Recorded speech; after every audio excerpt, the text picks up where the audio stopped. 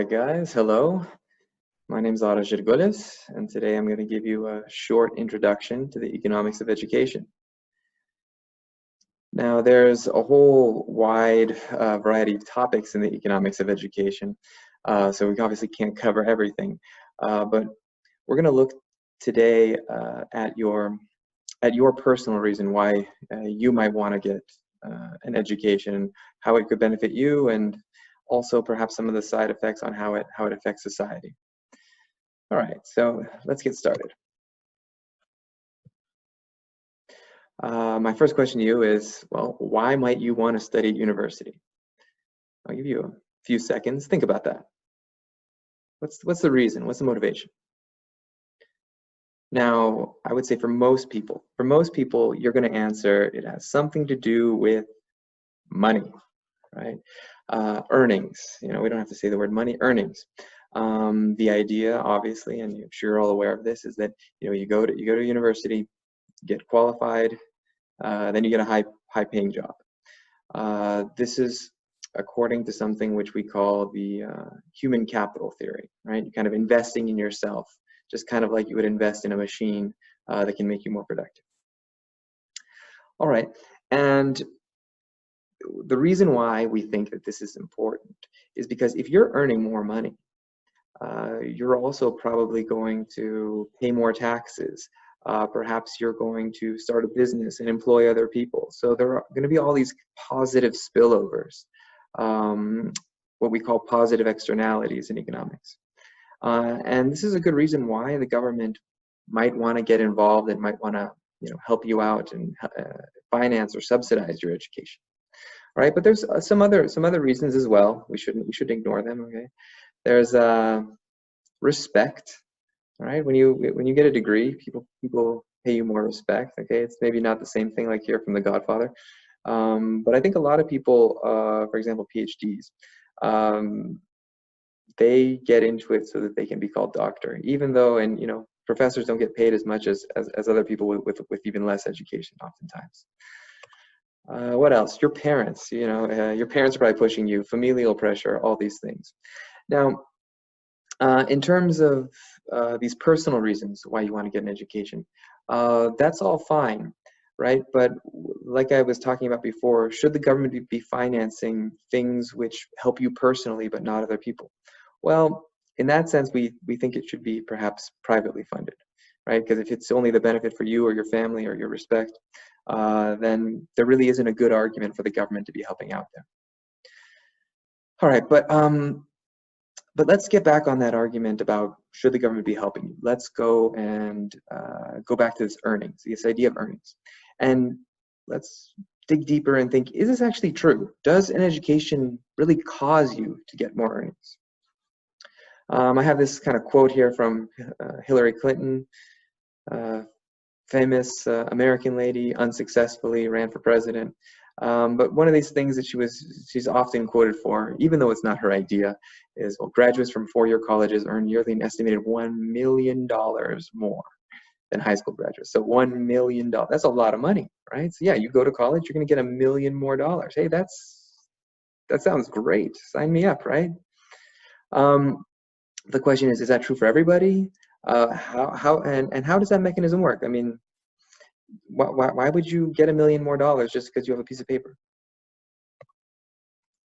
All right, so looking at this data here, you can see that, well, it does appear to be true what she's saying, right? This, you can see that the median weekly earnings go up as you get a higher degree, more education, except for a doctoral degree. Oops, it goes down a little bit. And also, if your unemployment rate also goes way down. So it seems win-win, right? More education, you do better.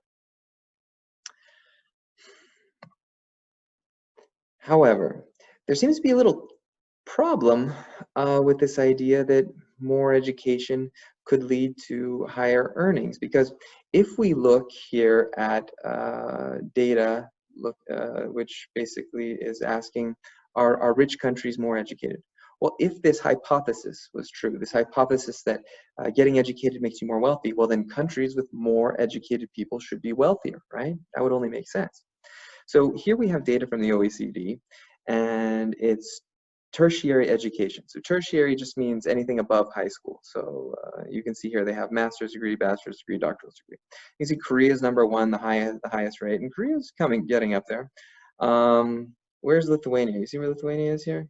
1, 2, 3, 4, 5. Fifth place, the fifth highest in the whole OECD, the fifth most educated country. Wow.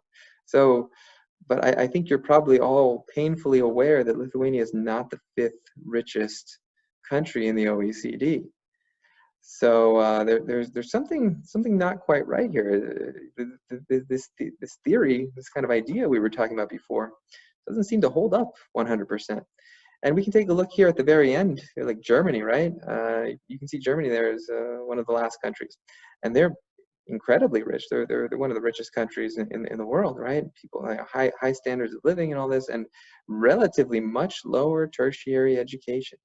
This begs the question: is education really worth it? Should we be pushing it so much if the Germans seem to be not doing that at all, well, they're doing it somewhat, but not to the same extent as a country like Lithuania, and they have much more successful results. And so this begs the question, is education a waste of time? I have this, there was a book that came out not too long ago by Brian Kaplan, semi-famous economist, and he makes a bold argument. He argues that we should really be spending less money and less people should be going to university. And I think the main part of the argument goes something like this. Look, the idea that education causes you to get higher earnings, it's partially true, right? Like, let's say to be an engineer or something like that. You learn the math, you learn the skills in order to be an engineer, and at university, and that's really going to help you in your future job. But what if you are studying philosophy or something like that? And then, what kind of job are you going to get afterwards? Well, is that really increasing your productivity? Is it really making it so that you're able to produce more, which then will justify a higher wage? And so there's some causality issues. And so let's think about it like this. We definitely see a correlation that there's people who are more highly educated earn more money, right? We established that before. The question is why? Is it because maybe they are smart? Now here's the thing, smart people with high IQs, they tend to get higher educated because education is easy for them, right? They do really well on tests. It's easy. They get A's. They get 10s on their exams. They feel good. They say, hey, why not? I'll go further. So we see that people with high IQs tend to get higher educations just because it's easier.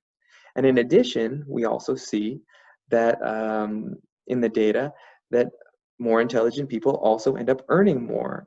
They also end up starting more companies. They also end up just doing better in life. So maybe it's not exactly the education, maybe it's the thing that IQ is correlated with both of these things. And and you can point to a whole bunch of examples like Bill Gates or Zuckerberg, these guys who didn't finish university and still ended up being amongst the richest masters of the universe, so to speak. So there is a case. Now hopefully I haven't totally dissuaded you from going to university. All right, so I thought what I'd do here is I'd really just kind of quickly introduce you to some of these important economists who have talked about these ideas. So on the left here we have Gary Becker, and he's the one who won Nobel Prize for his work on modeling essentially this theory on education and capital, like the human capital theory of education. Of course, he did a bunch of other stuff as well, so that's not the only reason why he won the PhD or the Nobel Prize. And so that theory is kind of clear. It kind of makes sense, right? But this guy on the right here, Michael Spence, he's won the Nobel Prize for and is famous for modeling a theory called signaling theory. And so signaling theory explains why people would get an education even if it doesn't really make them more productive, even though it might not actually help them to produce more stuff, which would then, mean that they should be earning more money. And it has to do a bit with what we call asymmetric information. So the fact that not everybody has access to all the information out there in the universe, which is pretty obviously true, right? So let's go down the path of the signaling theory and kind of explain why it works, why it makes sense. All right, so this first question I have for you is, why doesn't a homeless person take classes at Harvard?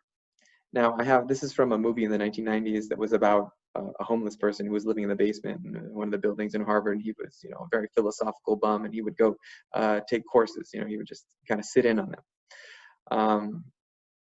And you may say, well, okay, yeah, but nobody can just walk into these lecture halls and go, you know, watch these lectures for free. You have to pay, right? Well, technically, sure, but these universities, I mean, they don't have security guards, bouncers checking IDs at every lecture hall. You know, anybody can really go into a lecture and just watch if they really wanted to. At most universities, this wouldn't be a problem, right? Okay, maybe if you're a smelly bum, you'd have to take a shower or something like that. But for the most part, this is not an issue. And yet nobody does this, right? All of you students, you guys could go to university, you could walk in, you could listen to any lecture you want. In addition, now most of these universities, these top universities, they have their lectures online, right? So people, instead of going to university, you could just go for free and watch all these things online. And yet, maybe people do it a little bit, they'll watch here and there, but it still it's not a replacement for a real university education. So why? Why is that? And so it really comes down to the fact that what matters, you know, if you're applying for a job and you say, hey, you know, I took some online classes at Harvard, they would say, great, we don't care, too bad.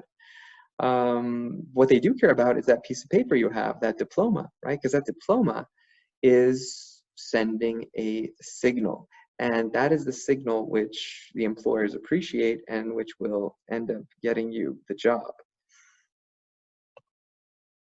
So let's take a look here at what else? Return to investment. So this is kind of like if you were a rational person and you were thinking about making an investment and your education is an investment, you would only make this investment if you were getting a positive return, right? If you were expecting to earn more from this investment than not making the investment. So here we have information from the UK, and you can see that certain degrees, like economics being one of the highest ones, pay much better. So if you get a degree in economics, you're going to make basically around 40% more than someone who didn't get a degree. So kind of like what Hillary Clinton said, if you get a university degree, you're going to earn more money.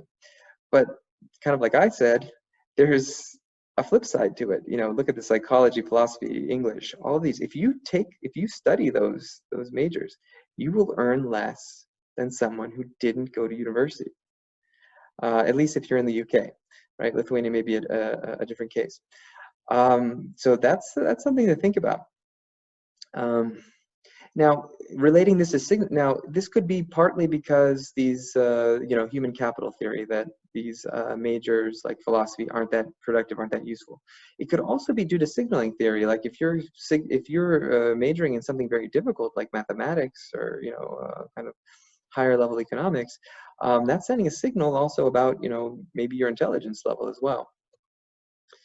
All right, and what else? And then we have the university you go to matters also. So you can see these kind of top universities, the best ones,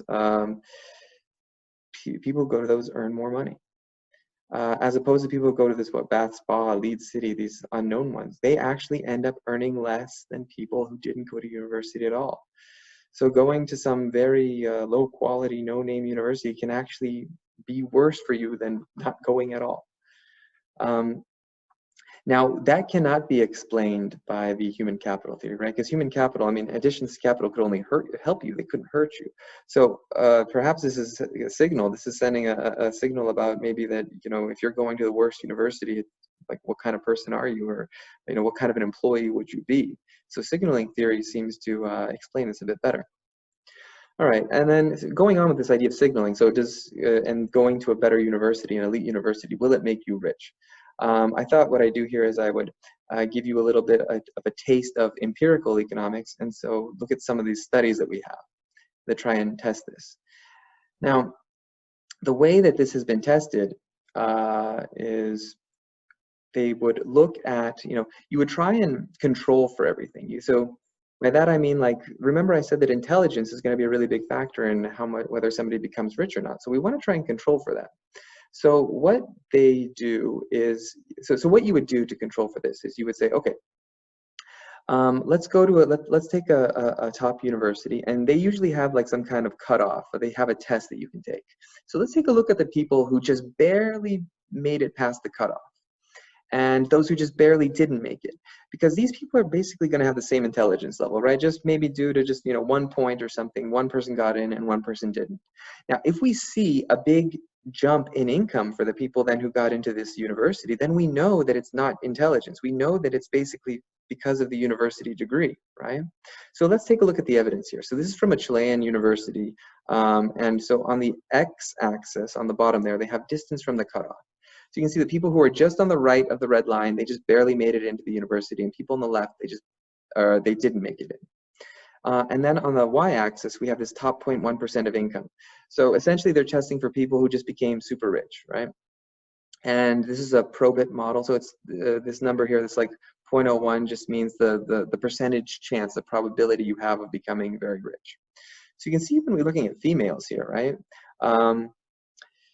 Actually, some of these females here who didn't make it in actually did better than some of them who did make it in. And basically, the line is very flat. So it looks like it didn't really help out that much. But if we look at for males, we see that it did make a difference, that males who got into the university, you have to see this big jump right at the cutoff. So they have a much better chance of becoming rich. Now, there's some things that we can explain with this. Perhaps it has to do with the signal of the university. But then you might say, but hold on, why wasn't it the same signal for females? Well, there are some reasons why females tend to earn less. It could have to do with, there's data showing that on average, women tend to be more risk averse. They tend to, not take so many risks. So if you're not taking risks, maybe you're not going to end up in the top 0.1% of income. They also tend to more often drop out of the labor force because of children and family life. So there are some other reasons why that we could explain why this might only affect men, but not women. Now, the authors of the study, they don't know for sure, but they say, it could also have to do with the fact that there's networking going on. And so, if you get into the university, you get into these networks, which then help you further down the road. So, I mean, there's all kinds of different explanations. So what I have here is just kind of finishing up these. I just want to kind of get down to what these two theories are formally. So, right, this human capital, I've explained this already, but think of it as like a sewing machine, right? So if you're making clothes, the sewing machine allows you to make a lot more clothes. It allows you to make much more money in that sense. So getting an education is like buying a sewing machine. Now, the signaling theory, you can think of it as like the peacock with the feathers, right? And so this one's a little bit more complex of an idea, so I'll spend a little bit more time on it. The example with the peacock is something like this. So if you go back into this theory of evolution, Charles Darwin, at the beginning, when this theory was coming out, people said, okay, so survival of the fittest, right? The females should prefer the males, I don't know, that are healthiest and the ones that are going to survive more. But if you take a look at these peacocks and these feathers, it takes a lot of energy for the birds to make these feathers. They could be using this energy towards having fat stores or producing bigger muscles. Also, it makes them slower. They're less able to escape predators. So it seems like it makes them worse off. But in fact, what it's doing is these feathers are sending a signal to the female saying, look, have good genes, I'm healthy, I get enough to eat, choose me. And so the thing is a signal, investing in these feathers, right? It's technically useless. Technically on its own, it's not helping them to survive, but it's sending a signal, and that signal is useful. And it's actually the cost of investing in this signal is overcome by the benefits later on. So the idea with this is you could actually have a major. You could actually study something which is totally useless, right? But very difficult. And if you study something that's, let's say, like I don't know, advanced mathematical theory, right?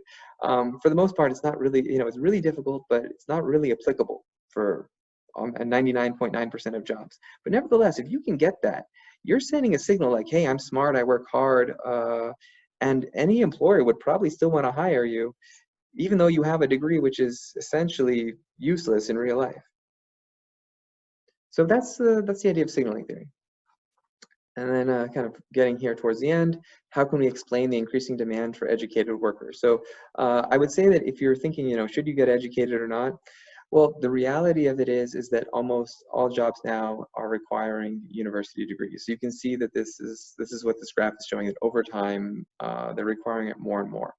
Now, some people argue maybe this is because of human capital theory. So maybe it's because the jobs now are requiring more skilled employees. Or maybe it's because of signaling theory. The thing is, as more and more people get degrees, as more and more people get bachelor's degrees, the value of that signal goes down, right? It means that maybe, I don't know, you need to get more educated. It kind of makes it more competitive. If everybody else is getting a degree, you need to get a degree so you don't look like a, like a loser compared to everybody else. So it's kind of like this, it creates this kind of competition effect. So that's important as well. All right, to kind of finish off here, though, I have some questions. Let me move my picture out of the way. And my first question is the university education rate in Lithuania too high? And so, think about this in terms of human capital theory and the signaling theory.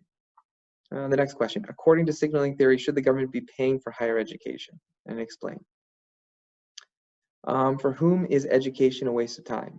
So we kind of talked about this before, and maybe think about the different kinds of majors, the different kinds of areas of study where it could be a waste of time and where it's not, and for what kind of people it would be a waste of time. And then lastly here, what are some other ways in which job candidates can signal? So I talked about, the university diploma, but there's obviously other ways that you can do it without a university diploma. So try and think of those. All right, I hope you enjoyed this introduction to education economics. Have fun.